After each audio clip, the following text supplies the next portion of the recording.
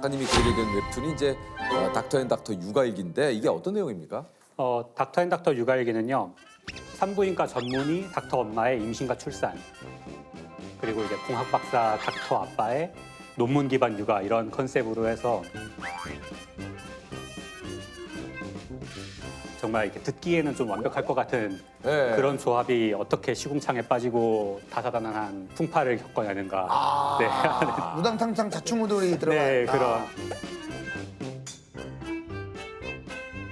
그러니까 느낌상으로는 누가 봐도 뭐 그냥 육아는 뭐 저 집안은 뭐 걱정이 네. 없겠다 네. 할 정도인데 네. 이분들이 어떻게 현실에서 겪는 재밌네요. 육아가 예. 어. 근데 이제 캐릭터들이 다 동물이라고 하던데 네. 이유가 있습니까? 제가 전문적으로 그림을 배운 사람이 아니다 보니까 네. 사람을 그렸더니 이게 두 분 이렇게 그렸을 때 정말 딱 누군지 알아볼 수 있어야 되고 그때 계속 같은 사람이라는 게 보여야 되잖아요. 예, 그렇죠. 근데 이게 그리는데 막 들쑥날쑥해가지고 그 똑같은 사람인데 이날 네, 다르고 저날 이날 다르고 저날 다르고 약간 각도 따라 약간 좀 다르고 그래서 그건 좀 그러니까- 문제가 있네요, 네. 작가님. 그래서 어. 이걸 어떻게 하면 할 수 있을까 하다가 아내한테 얘기를 했더니 자기 동물 같은 거 잘 그리지 않냐고. 그래서 그럼 동물로 가자 이렇게 해서 동물로 가게 됐습니다. 그래서 동물로 간 거군요. 아니 이게 이제 특이한 게 웹툰인데 논문 출처가 있더라고요, 이게요. 네. 논문의 레퍼런스를 이렇게 어디든 간에 다는 이유는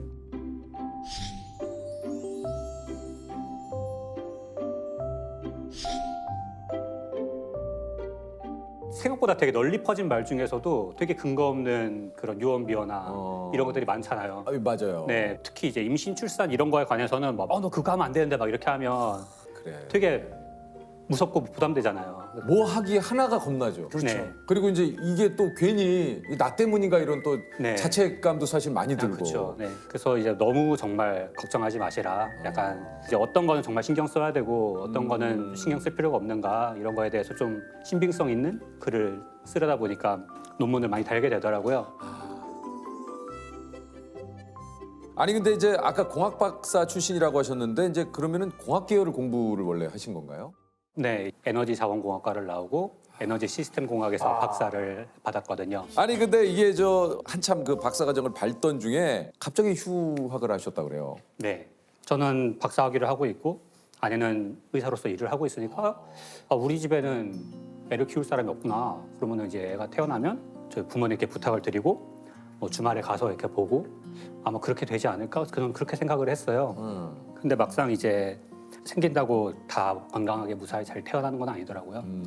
아내가 이제 초기에 계류산을 겪고 좀 둘 다 되게 충격을 많이 받았어요. 이게 아내 같은 경우는 그런 상황에 많이 익숙한 사람이잖아요. 그러니까 뭐 되게 설명해 줄 때도 보통 뭐 수정란의 유전적인 그런 문제 때문에 생기는 거고 산모님이 잘못하셔서 그런 게 아니고 그런 이야기를 되게 수도 없이 해왔던 사람인데 그런 걸 알고 있는 거랑 그 본인이 겪었을 때 충격이랑은 다르죠. 네. 너무 다르죠. 그래서 아내도 되게 많이 이제 우울해했고 만약에 두 번째 기회가 찾아온다면 진지하게 내가 아이를 직접 키워보고 싶다 이렇게 아내한테 말을 했어요. 그러셨구나. 그때 아내도 그러면은 자기도 훨씬 안심하고 다시 한번 힘을 낼 수 있을 것 같다고 그렇게 해서 다행히 그렇게 멀지 않은 시기에 두 번째 기회가 찾아왔고 이제 저는 약속대로 학위를 중단하고 이제 집에서 아이를 키우기로 했습니다.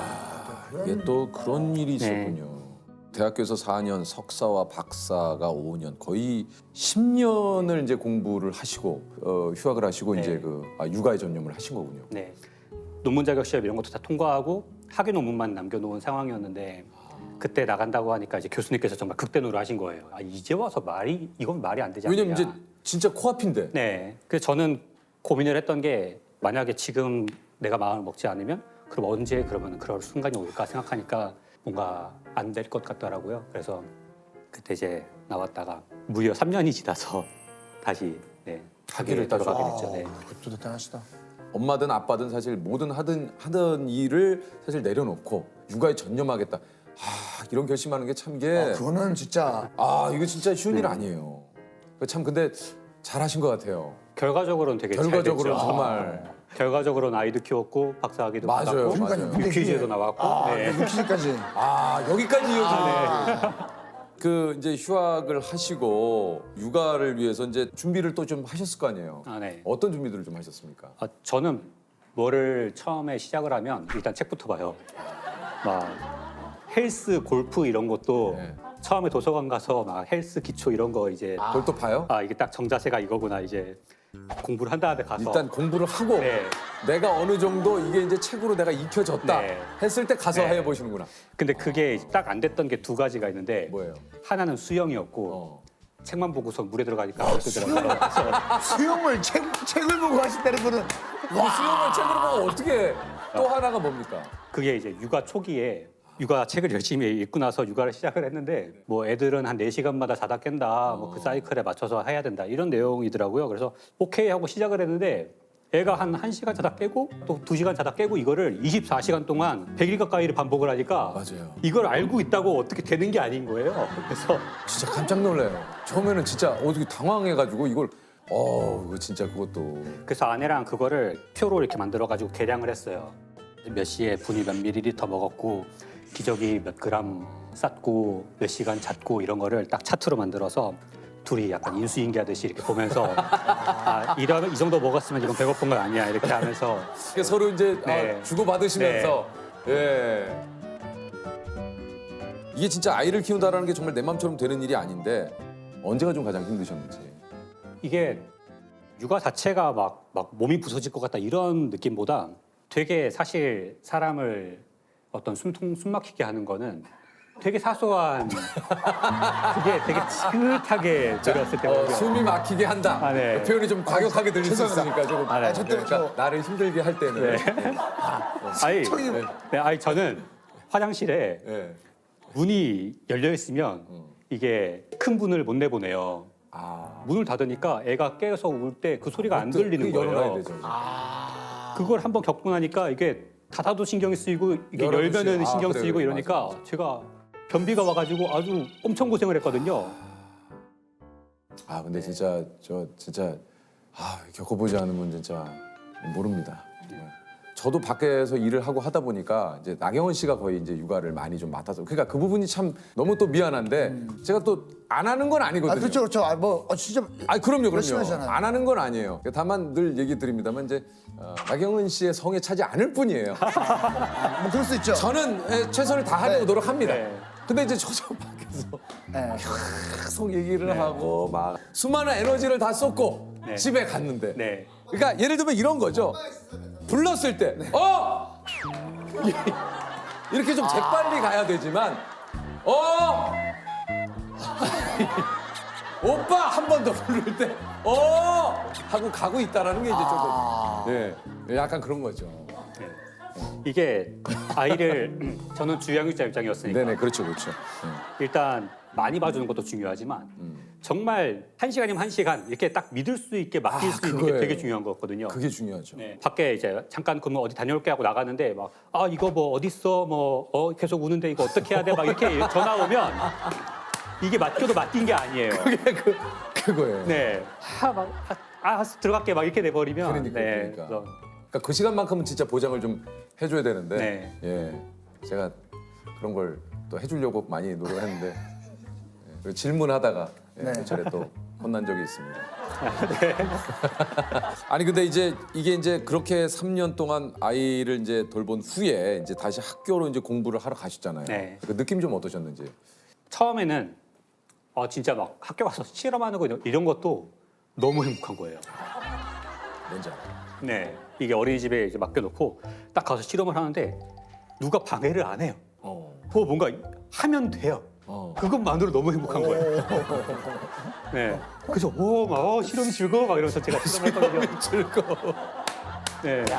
근데 좀 제가 생각을 잘못했던 게 애들 처음 어린이집 다니면은 막 자주 아프잖아요. 맞아요. 막 감기 달고 살고 감기, 막 네. 그거 나으면 수족구 뭐 네. 그거 나으면은 막 여기서 중이염 막 이러니까 어린이집에서 계속 전화가 오는 거예요. 막 레서가 너무 열이 많이 나요. 뭐 레서가 뭐 먹다가 토했어요. 막 이런 처음에는 이렇게 대학원 이거 할 수 있어 막 이런 느낌이었는데 하다가 이제 막 어떡하지 막 하는 그런 상황이 계속 반복이 되니까 이거 뭔가 좀 생각을 잘못했구나. 그러니까요. 저 일을 하시다가 이렇게 사실 유치원에 전화가 오면은 가슴이 막 철렁철렁 그러겠어요. 번호만 떠도 막 번호만 떠도 네. 깜짝깜짝. 그 웬만한 일로 사실은 전화 잘 안 하시니까. 네. 아, 그렇구나.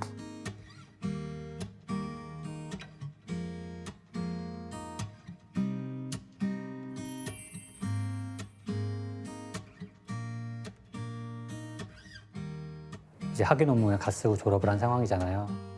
지원서 같은 거를 쓸 때 보통은 이 최근 3년간 연구 성과를 이렇게 적도록 되어 있더라고요. 근데 저는 3년간 아이를 키우고 와서 거기에 정말 적을 말이 없는 거예요. 아, 이렇게 내 경력이 어떤 단절되는 거구나. 그런 생각을 했는데, 아, 이래서 참 사람들이 아이를 낳고 키우는 거를 어려워하는구나. 이제 그런 생각도 들고. 그래도 이제 했던 연구가 있고 하니까 이제 몇몇 연구소에서는 되게 긍정적인 제안을 주셨어요. 저는 이제 에너지 자원을 전공을 했는데 석유나 석탄 관련한 연구거든요. 그런 거는 이제 국내 부존량이 많지는 않잖아요. 그래서 바로 이제 해외 파견이나 이런 걸 각오해야 된다던가 장기 파견 같은 걸 각오해야 된다던가 정말 많은 거를 각오하지 않으면 제 경력을 이어가기가 쉽지가 않더라고요. 네. 그런 거를 자연스럽게 그냥 받아들이기에는 저한테는 좀 육아가 많이 소중한 문제였던 것 같아요. 그러면서 좀 다른 길을 찾아봐야겠다. 이제 고민을 하다가 방향을 정말 급선회를 해서 웹툰을 하게 됐거든요. 아니 근데 이게 또 좀 막 본격적으로 연재를 시작하려고 하셨는데 이게 건강에 좀 문제가 네. 좀 생기셨다 그래요. 아, 이게 제가 베스트 도전에 연재를 할 시절에 낮에는 학교에 그 계약직으로 일을 하면서 밤에 웹툰을 그려가지고 올리는 생활을 제가 5개월을 했어요. 근데 이제 정식 연재 갑시다 이렇게 되니까 약간 긴장이 풀려서라고 저는 생각을 했는데 한동안 너무 몸이 아프더라고요. 계속 자두자두 졸리고 몸이 무겁고 막. 그래서 아, 이게 번아웃이구나. 내가 이게 번아웃이 왔구나. 그래서 이제 학교에 사직서를 내고 되게 한동안 쉬었는데 그래도 상황이 나아지질 않는 거예요. 그러다 한 번은 막 구토설사 이런 게 멈추질 않아가지고 제가 응급실까지 갔거든요. 근데 선생님이 검사를 이렇게 뭐 기본 검사를 해보시더니 환자분 이거 장염 같기는 한데 좀 다른 결과가 좀 이상한 게 많다고 부담되거나 바쁘지 않으시면은 정밀 검사를 좀 받아보셔라 뭐. 근데 제가 암이라는 거예요. 에? 제가 림프종이라는 이제 혈액암의 일종이고 처음에는 3기 말씀하셨는데 뭐 검사를 다 해보고 나니까 이제 골수까지 다 이제 침범이 돼서 이제 환자분은 림프종 4기입니다 이렇게 해가지고 저는 되게 약간 진짜 못 믿었거든요. 너무 좀 갑작스럽잖아요. 그렇죠. 타이밍이. 너무 네. 처음에는 안 믿었고 두 번째는 화가 났죠. 뭔가 왜 하필이면 지금 나한테. 그죠. 한동안 되게 정말 막 울분에 차서 지냈던 것 같아요. 막 너무 억울하고 하필이면 이 타이밍이라는 게 너무 정말 너무 말도 안 된다 생각하게 되고 안병동에 가면요 늘 사람이 많아요. 대기실에 정말 앉을 자리가 없을 정도로 보면은 대부분 이제 나이 드신 분들이 많아요. 근데 거기서 막 젊은 사람은 저밖에 없는 것 같고 제가 제일 뭔가 암에 걸리면 안 될 사람 같고 그런 생각 그때까지도 했거든요. 근데 대기실에 앉아 있는데 정말 요만한 꼬마가 제 옆자리에 와서 앉는 거예요. 정말 털모자를 쓰고 환자로 보이는 그런 꼬마가 제 옆에 와서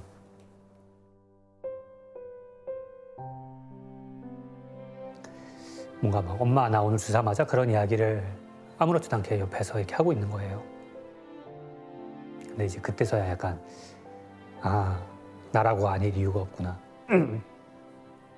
나는 정말 막 되게 밤샘도 막 밥 먹듯이 해보고 막 술도 마시고 되게 실험실 이런 데서도 되게 오랫동안 일했고 나는 지피는 데라도 있는데 내가 아닐 이유는 없구나. 그때서야 좀 받아들였던 것 같아요. 아, 나는 암 환자구나. 네, 그때서야 좀 이해를 했습니다.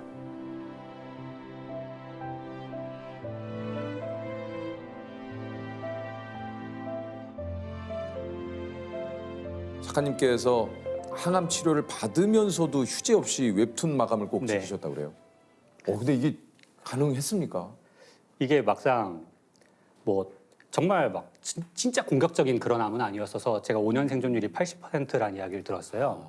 뭐 생각보다 암치고는 나쁘지 않은데 그런 이야기를 듣고 나니까 재미가 없는 거예요. 이게 영화를 봐도 아 내가 이거 봐서 뭐 하지? 약간 책을 봐도 아 내가 지금 이거 그래서 근데 뭐라도 하긴 해야 되잖아요. 사람이 깨어 있고 의식이 있고 하니까 그래서 지금 내가 가장 하고 싶은 일이 뭘까 막 이렇게 고민을 하니까 작품 그리던 걸 그리자. 그래서 사람들한테 이런저런 말도 해주고 내 아들한테도 아빠가 너를 이렇게 가졌고 너랑 이런 시간을 보냈고 아빠는 너한테 이런 말을 해주고 싶다. 그런 내용을 작품으로 남기자. 그렇게 생각을 하니까 정말 계속 뭔가 지치지 않고 작품을 할 수가 있더라고요. 그래서 한 번의 지각이나 펑크 없이 네 휴재 없이 완결까지 마무리를 지었습니다. 지금 건강은 좀 어떠신지 또 궁금합니다. 제가 그 지난달에 마지막 그 유지요법 치료를 받고 왔어요. 그러시구나. 네, 드디어 이제 2년 6개월의 항암을 마치고 이제 추적 관찰만 남겨놓은 상황이거든요. 예. 그래서 앞으로 한 3년 정도 재발이 없으면 완치 판정까지도 받을 수 있는. 아유, 그래도 이제 네. 건강을 많이 이렇게 또 다행입니다, 다행입니다. 예, 예, 예.